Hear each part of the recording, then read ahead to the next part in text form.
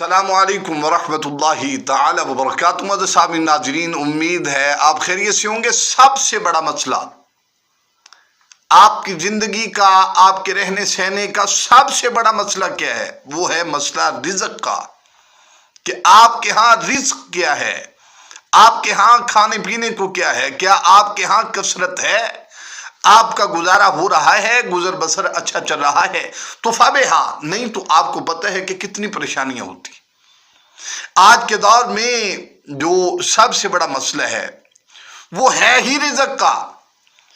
آپ نے دیکھا ہوگا کہ اگر آپ کے پاس مال و دولت ہے، پیسہ ہے، جائیداد ہے تو آپ کے ہاں تو عزت بھی ہے، ورنہ جو قرآن پاک کی آیت مقدسہ ہمیشہ لوگ پڑھتے ہیں، کہتے ہیں قل اللہم مالک الملک تؤتی الملک من تشاء وتنزع الملک ممن تشاء وتعز من تشاء وتذل من تشاء بیدک الخیر انک علی کل شیء قدیر۔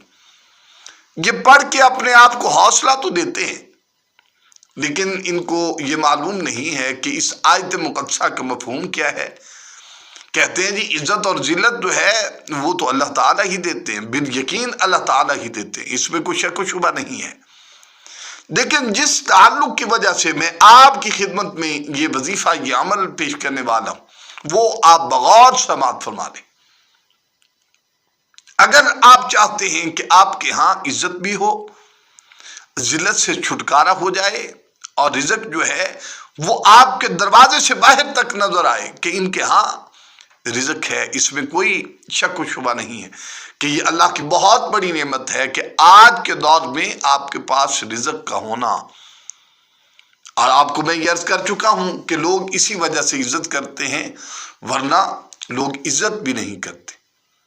تو آئیے میں آپ کو بہت بڑا ایک تحفہ پیش کرنے والا ہوں۔ آپ نے بعد نماز فجر، ظہر، عصر، مغرب اور عشاء، ان پانچوں نمازوں کو باجماعت ادا کرنا ہے، اور 11 مرتبہ یہ آیت مقدسہ پڑھ لینی ہے۔ بسم اللہ الرحمن الرحیم، ان اللہ یرزق من یشاء بغیر حساب۔